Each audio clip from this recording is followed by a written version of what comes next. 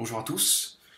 Le dossier Nathalie, alors j'ai un peu du mal avec son prénom. Il n'y a pas de souci. Nathalie Cucu, Recucu, Morisé. C'est très difficile. Ton nom de famille, Cocu, Morisette, ou je sais pas quoi. Donc je vais t'appeler Nat. Voilà. On se parler, puisque je vois que tu as une certaine proximité avec la communauté musulmane.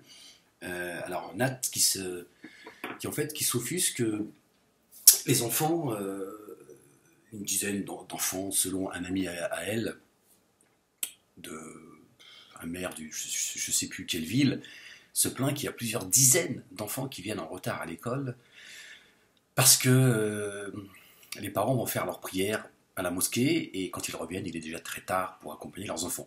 Bon, elle a compris qu'en fait, ils vont pas à l'école parce qu'ils vont à la mosquée. Donc déjà, si tu vois un petit peu le niveau de ceux qui espèrent nous diriger demain, qui nous ont déjà dirigés. Et on voit ce que tous les 5 ans, on voit vers quoi on va. Il n'y a absolument rien d'étonnant. Hein. Entre Najed Vallaud-Belkacem et Nathalie Cocu, je ne sais quoi, hein, je veux bien l'appeler comme ça. C'est la liberté d'expression, on nous a dit. Voilà, on s'en prend maintenant à nos enfants. Vous avez vu un petit peu le niveau. On s'en prend aux enfants de la communauté musulmane. Alors elle, c'est comme l'histoire des pains au chocolat en fait, de Copé. C'est-à-dire qu'elle nous explique que les parents, ils amènent leurs enfants en retard à l'école parce que ils vont, selon elle, ils amènent les enfants à l'école, à la mosquée, pardon. Et donc, pour revenir à ce que son ami il lui a dit, les parents vont faire leur prière à la mosquée et ensuite ils accompagnent ils privilégient d'abord leur prière à la mosquée pour ensuite accompagner leurs enfants. Ce qui fait que leurs enfants arrivent à l'école de la République en retard. Mais la folle, au maximum en hiver, hein, je ne parle pas en été. En été, c'est 4h30 du matin, 4h du matin, c'est la prière. D'accord en hiver, maximum, c'est-à-dire que je pousse le bouchon, c'est 8h. C'est vraiment quand lui-même il a crevé en route, il a fallu qu'il change sa route de secours. Donc je ne comprends pas comment ces enfants peuvent arriver à l'école en retard à cause de la prière. C'est-à-dire qu'à un moment donné, il faut vous renseigner, les gars, parce que c'est important. C'est-à-dire quand vous parlez aux Français de certains sujets, il faut vous renseigner. Alors si vous êtes autant renseigné que sur la prière, je comprends pourquoi ce pays il part à la catastrophe, à la dérive. Parce que vous dites tout et n'importe quoi sans vous poser la question si certains vont vous dire mais attendez, mais de quoi vous parlez Nathalie Cocu, Morisé, dire à un moment donné, si tu connais pas le sujet, ferme-la, quoi. D'accord. Il suffit pas de dire tout et n'importe quoi pour aller chercher un certain électorat, parce qu'il y a aussi les gens, ils réfléchissent. Hein. Les gens, ils vont répondre à tes conneries. Alors parce que moi, ce que j'aimerais, c'est que Najed Vallaud-Belkacem et elle, Nat, c'est qu'à un moment donné, ils prennent le micro pour se faire entendre, parce qu'il suffit de donner un coup de fil aux médias, n'importe quel média, et on leur donne le micro. C'est de dire, voilà, il y a des enfants le matin, de bonne heure, en hiver, il fait encore nuit, les mamans abandonnent, moi je parle d'abandon, abandonnent leurs enfants devant le portail de l'école, parce qu'il faut qu'elles travaillent. On ne va pas porter du jugement de valeur les concernant. C'est comme ça. Mais elles abandonnent littéralement leurs enfants devant. Moi, je me suis toujours posé la question, je me suis dit, comment une maman, ou un papa, mais encore plus une maman, je me dis comment tu peux, j'ai déjà posé la question hein, à ces mamans concernées, comment tu peux laisser ton enfant devant le portail de l'école à 6-7 heures du matin parce qu'il faut que tu travailles. Il n'y a pas un moment donné, moi en tant qu'homme, il ne va pas à l'école, c'est mieux, je dis franchement, analphabète, mais au moins je ne laisse pas comme ça livrer, je ne pourrais pas je ne me permettrais pas de lui faire vivre quelque chose qui lui serait fatal à la vie. Donc je me dis, Nathalie Coscu, mon cul, est-ce qu'à un moment donné, tu peux pas prendre le micro et dire, attendez, parce que là, il y a des choses qui sont graves dans notre pays, parce qu'il y a des enfants quand même qu'on abandonne devant le portail de l'école en hiver, en pleine nuit, parce qu'il y a des mamans, il faut qu'elles aillent travailler, elles n'ont pas le choix. Il va falloir changer tout ça, c'est pas possible. Comment ces mamans doivent... Parce qu'il y a des mamans, je dis ça, mais il y a des mamans, elles laissent leurs enfants, elles ont elles ont 3 nœuds dans le ventre. Mais elles disent, j'ai pas le choix, je n'ai pas le choix. Alors, quand c'est ma voisine qui peut, quand c'est ça va, on essaye de machin. Mais il y a des moments, je suis obligé, j'ai pas le choix. Je dis, mon chéri, tu bouges pas. Si elle pouvait l'accrocher comme ça au portail, voilà. Des enfants qui mangent pas à la cantine. J'ai vu une histoire sur le net d'une enfant de 5 ans. Pendant l'heure de la cantine, on l'a sorti de l'école, on l'a mis devant le portail. Voilà. C'est une façon de dire aux parents, non seulement il ne mangera pas, mais en plus, on veut pas voir votre enfant de 5 ans au sein de l'école. Parce que autrement, si tout le monde fait ça, vous allez tous dire bouffer gratuitement. Non, mais on vit dans une société, on est chez les fous en fait. Ça, c'est une vraie réalité. Il y a des mamans, pareil, elles savent que leurs enfants, elles savent pas si leurs enfants vont manger ou pas. Et c'est pas des mamans qui trichent, c'est des mamans, elles n'ont pas les moyens de payer ces familles, voilà, c'est très compliqué. Bon, c'est pas comme ça dans toutes les écoles, hein, je voudrais pas affoler les gens, mais il y a beaucoup plus de cas existentiels, des cas qui sont véridiques, que c'est les conneries de prière qu'on nous raconte, Cocusco, mon cul et machin. Donc à un moment donné, combien de filles se prostituent, de jeunes filles se prostituent pour payer leurs études? Ça vous intéresse pas ça non plus? Ça, d'aller faire du buzz dans les médias et d'aller faire un scandale en disant mais comment se fait-il que nos filles, parce que ce sont nos filles dans l'humanité, elles se prostituent, elles se donnent à des porcs pour payer leurs études, pour aller dépenser des millions d'euros pour aller faire la guerre, il y a de l'argent. Par contre, pour que nos enfants fassent des études, ça devrait être gratuit les études, comme a fait Kadhafi.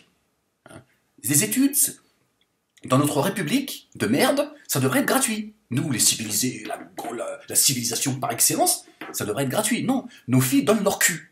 D'accord? D'accord? À des porcs pour payer leurs études. Et toi, tu viens nous emmerder avec tes histoires de prière du matin. Malheureusement, c'est un fantasme. Malheureusement, j'aurais aimé que ce soit vrai. Parce que ça voudrait dire que la communauté musulmane commence à comprendre quelle est notre place dans ce bas monde. Voilà. Mais malheureusement, les mosquées le matin sont vides. Bon, je parle pour moi le premier. Hein. Moi, je vous ai dit, moi, je me raconte pas d'histoire. Moi, quand je fais quelque chose qui est pas bien, je me dis pas non. Je dis, oui, c'est vrai. Tu vas pas faire ta salat al-fajr à la mosquée le matin, Ahmed. T'es un gros con. Tu sais pourquoi tu y vas pas? Parce que ta foi, elle est comme ça, toute petite, comme ça.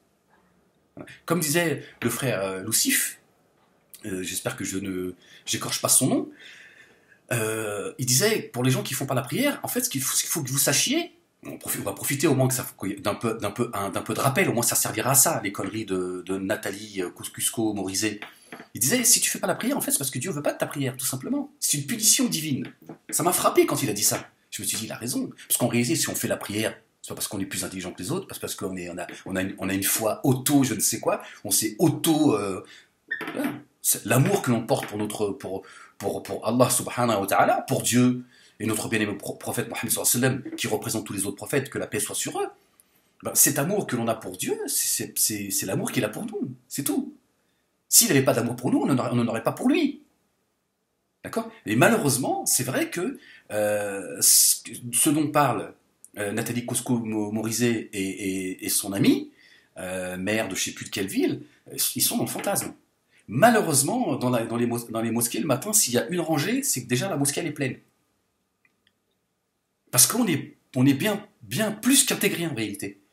D'accord? Parce que le minimum, et je vous le dis, que ça vous plaise ou non, au moins le week-end, moi le premier, moi je vous dis, c'est mon âme qui me préoccupe, pas la vôtre. Mais voilà, en étant honnête, ne serait-ce que le week-end, les mosquées le matin, à 7h du matin, devraient être pleines. La prière est meilleure que la prière est meilleure que le sommeil. Même ça, on n'a pas compris. Donc tu vois, Nathalie Cusco-Morizet, nos enfants n'arriveront pas en retard à cause des parents qui vont à la mosquée, parce que ces parents-là, ils sont malheureusement très très rares, ceux qui vont à la mosquée. Ils ont bien de la chance parce que notre bien-aimé Mohammed alayhi salatu wassalam, Nathalie Cusco-Morizet, nous a dit que les deux prières, nafila, c'est pas fard, nafila, hein, sinon il faut que tu apprennes l'arabe, là, c'est important. Il a dit ces deux prières suréerogatoires avant la prière obligatoire du matin, pour ceux qui la font à la mosquée, c'est mieux que si Dieu leur avait offert la terre et ce qu'elle contient. Tu vois? Donc, quelque part, je te remercie un petit peu de ton rappel, mais c'est vrai que quelque part, je me dis quelque part, moi je vois une forme de rappel. Je me dis, dans ta bêtise, je me dis, est-ce que Dieu n'est pas en train de nous dire, regardez, vous avez vu? Ils vous accusent d'un grand bien qui vous échappe. Malheureusement. Je vous appelle à moi. Hein.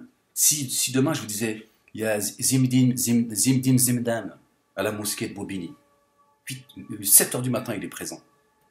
On dort à la mosquée. Non, dis non, je vais lire le Coran jusqu'à l'aube. T'as pas envie de dormir? Non, j'ai envie de lire. Je sais pas, Mais pour aller rencontrer le créateur des cieux et de la terre. Donc voilà, là par contre, voilà, je donne raison à Nathalie Cusco-Morizet de nous cracher dessus. C'est bien malheureux. Il y a une famille là, ils ont été, j'en parlerai dans ma prochaine vidéo que je vais faire après celle-ci, pour répondre aussi à Najed Vallaud Belkacem, une famille de 5 enfants. La police et les services sociaux ont enlevé leurs enfants, dont le dernier qui a 3 mois, qu'on a privé de leur mère, parce qu'ils pensent que c'est une famille, leurs enfants risquent de se radicaliser. Voilà. Voilà où ce qu'on en est. Moi, je vais finir là-dessus, parce que je vais être très très long. Je vais finir là-dessus. Moi, à ce rythme-là, je sais pas si Dieu nous prêtera vie jusqu'à 2017, mais moi je pense, honnêtement, je ferai comme j'ai fait en 2007, pardon.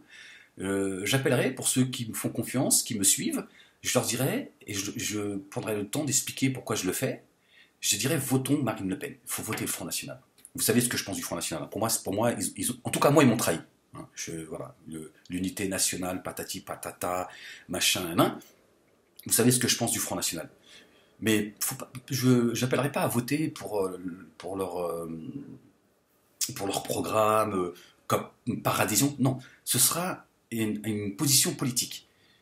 Là encore, c'est de dire, comme je l'ai dit en 2007, c'est de faire péter le verrou. Là c'est pas de faire péter le verrou, c'est de dire, bonne d'ordure que vous êtes, le PS et l'UMP, je dis, je préfère encore les crasseux du Front National. Comme ça, on va gagner du temps. On va gagner du temps, ça va... Voilà. Ça pète pour que ça pète, gagnons du temps. Parce que finalement, vous êtes pire que ces gens-là. D'accord? Vous vous attaquez à nos enfants. Et vous, sans aucun scrupule, et vous n'avez pas honte. Vous privez une maman d'un enfant, d'un bébé de 3 mois. Elle a demandé à ce qu'on l'enferme même dans le cachot pour pouvoir l'allaiter. Ils ont dit, on lui donnera un biberon de lait en poudre, rentre chez toi la pico. Vous vous rendez compte? Parce qu'ils soupçonnent cette famille d'avoir des...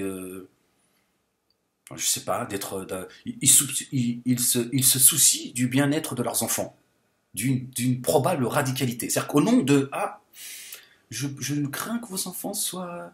Ils aient une barbe un peu trop longue, hein, donc on va s'en occuper. Voilà, c'est-à-dire que... Voilà. C'est des rafles qu'on est en train de faire. C'est quand même incroyable. On est dans le délire de s'attaquer à nos enfants comme ils le font. Mais je vous l'avais dit il y a plusieurs années. Je vous ai dit. Par étapes, ils y vont. J'ai dit, le cochon à l'école, c'est fini. On est passé à l'autre étape. On rafle les enfants maintenant.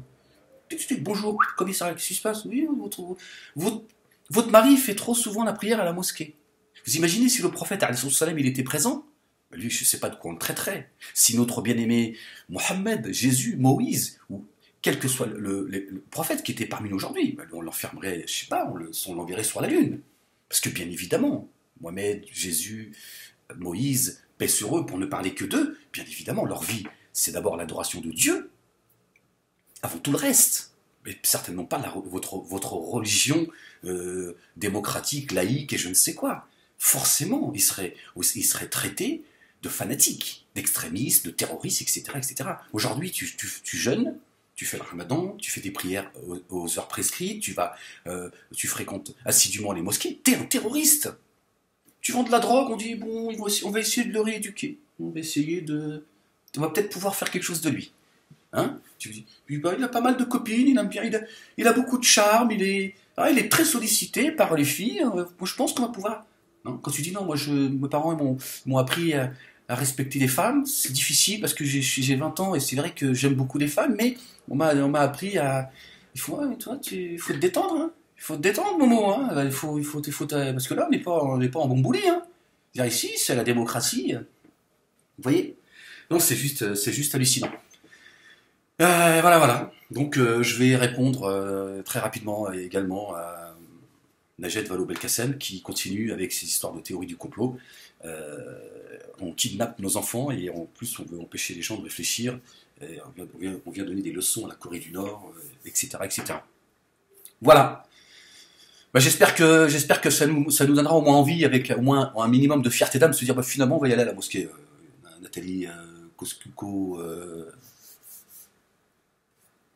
bon, je dis des conneries. Ciao.